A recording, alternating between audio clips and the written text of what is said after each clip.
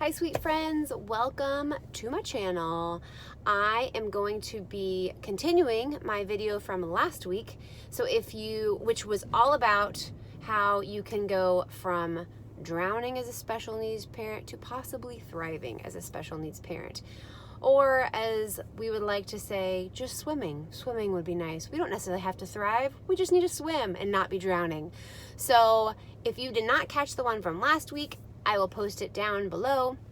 Go check that out. There were 6 things that I was going over, and my first video just got a little long, so I'm cutting it in half.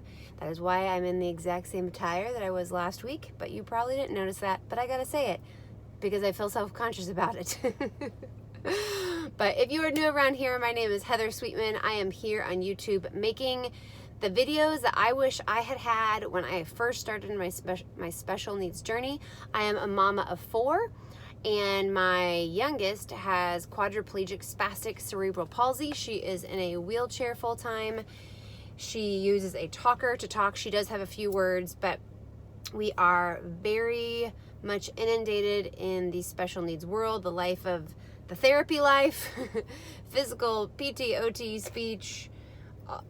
We've done aquatic therapy, we've done horse therapy, all the doctor's appointments. So this is just a video about things that really can help get you out of that place where you feel like you are drowning. And I only have 2 things to talk about this time because I talked about the first 4 last time. I feel like there was something else I needed to say. Oh, by the way, I was not planning on saying this, but my videos are unedited. So there's nothing fancy, no bells and whistles here. You get what you get. This is what I have time for, people. So that's what I'm doing. So,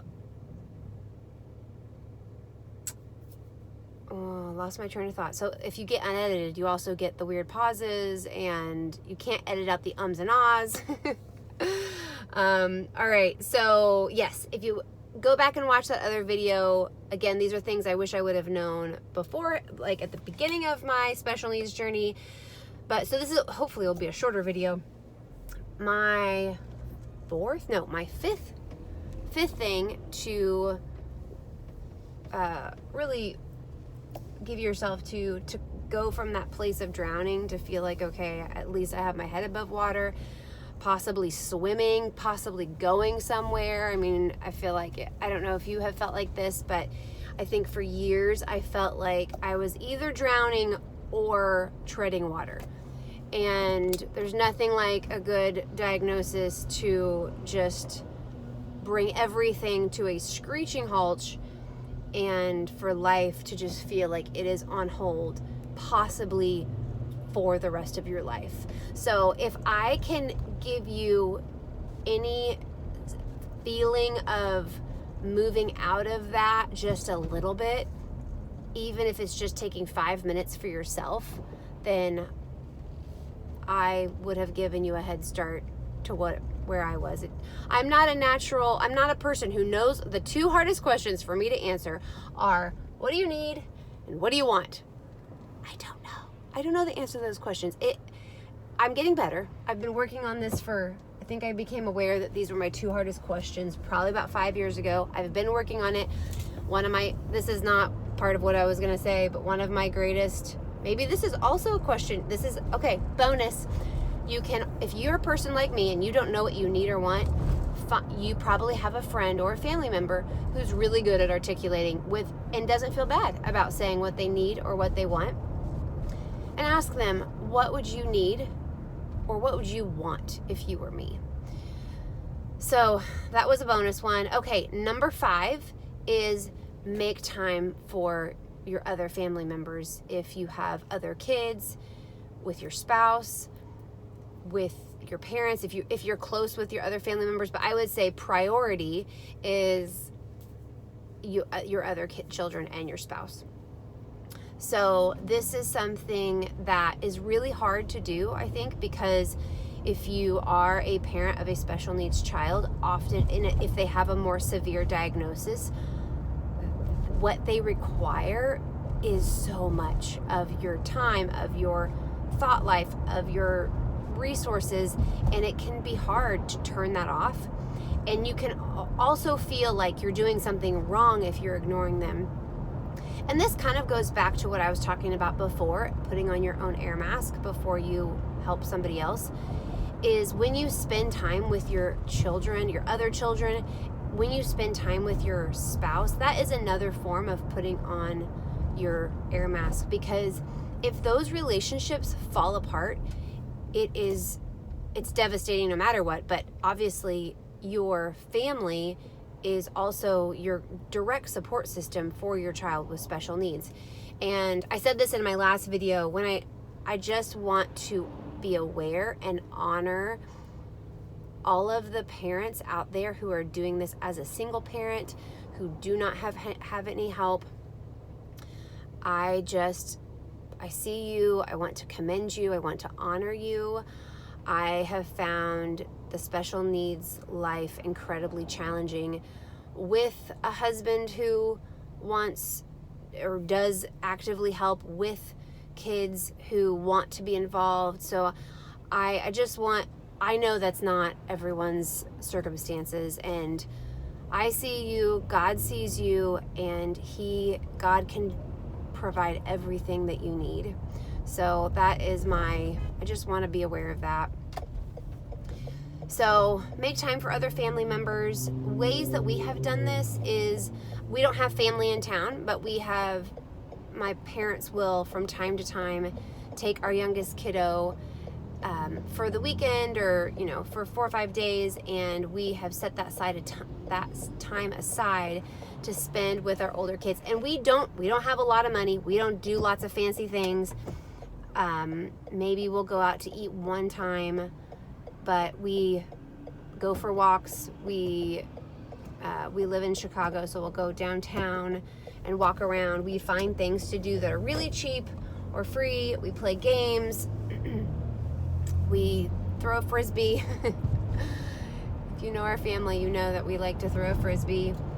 So just being together. Also, if you are a parent with high schoolers or middle schoolers, or just, I would say parents of kids 10 and up, when the conversation may feel like it gets more challenging, or I don't know about you, but our teenagers come alive after 10 p.m. and that's when they want to talk. So for dinner time, we actually have we actually purchased several now, little boxes of conversational cards. Some are more light in, conversation, some is more deep, some are spiritual, and that has really helped, I wanted to say circulate, but that's not the word, cultivate more meaningful conversations when it's just like, what am I going to say? I mean, my husband and I will do that when we're on dates. We'll take cards, because it's like, especially when you are in a place of you just feel like you're drowning, conversation, if you're not a talker, conversation is so exhausting. And my husband's definitely a talker. I am somewhere in the middle. I'm not a non-talker, but I'm not a huge talker either. So sometimes, but we're both really comfortable with being quiet. And if we're on a date, we're like, okay, we need to connect while we're on this date. So we'll take the conversation cards. There's another bonus little thing to go, because, I think when the conversation with friends or family or your spouse, your kids, feels tiresome, or feels like I do not have the brain capacity to think of things to say or questions to ask, those are a great little tool to help stimulate conversation and help you to feel more connected. And then my sixth and final and most important tip, I don't know if these are tips, things I do, is to set aside, to make time to spend with God. I genuinely do not know how people walk through the special needs life without a relationship with God. And if you're watching this and you don't know God, I just pray that this is a sign that you need to find a church, open a Bible. Even if you don't believe in God, if you live in America, you most likely have a Bible on your shelf. Maybe you don't, but there's lots of people who have a Bible in the house. God is genuinely and deeply concerned. Oh, I need to go grab something. I just passed my turn. He wants to know you. He wants to draw close to you. He wants to comfort you. So, yeah, I don't know what else I want to say about that. I wasn't planning on saying that. But if you are a follower of Jesus, one of the most important things, not the most important thing you can do, is to spend time with him. And I would say, and this doesn't have to be a long time. This can be a short time. This can be, I remember when my boys were 1 and 2 and 2 and 3 and 3 and 4, and I had a mom, you know, they're grown now, but a mom a few years ago had 2 littles, not as close in age as that, but she just said to me, she's like, how did you have time with God when your kids were little? Like a quiet time, like a time where you sit down and you're reading the Bible, you're journaling. And I was like, I did not sit down. There were some times that I did, but for the most part, I did not. I had, I played worship music all the time. And that was the time in my life when God taught me how to kind of pray off and on throughout the day. The verse in the Bible where Paul talks about pray without ceasing. And I wasn't praying without ceasing, but I was often praying just because I had 2 little ones and then 3 little ones. Paisley, our third, was born, and our oldest was 3, so they were 3, 2, and newborn. And so that was a crazy time. But even so, the worship music helped, and that season of learning how to pray like that helped. And then I would say with our special needs journey, the first probably 5 to 7 years, I was in a place where I was spending time with God. I was getting up early, because I'm not a parent that can get up with my kids. I'd be so grumpy. I'd need like a good solid hour of just being quiet before they all get up. And so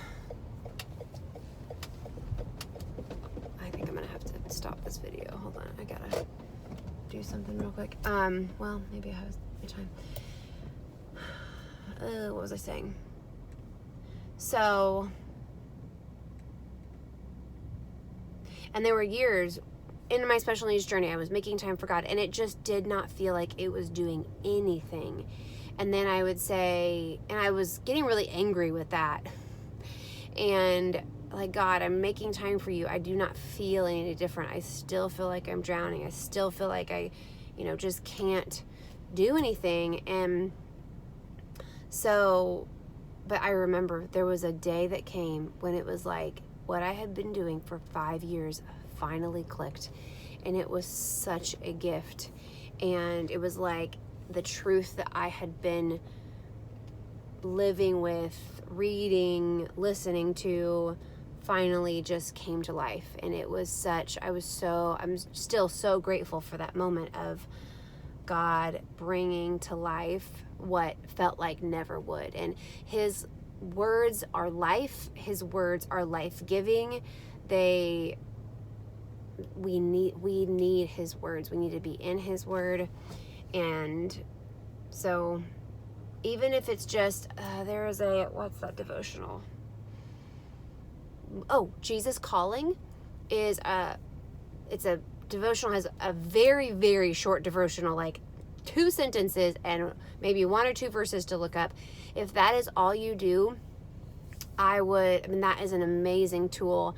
I read that probably 3 or 4 years in a row, and I was like, okay, God, this is creepy how specific this is speaking to my heart today. So I can't remember the author by that. But anyway, those are my 6 tips for facilitating moving from drowning to at least getting your head above water, possibly thriving if practice these over time. So anyway, thanks for being here, you guys. I'll see you next time. Bye.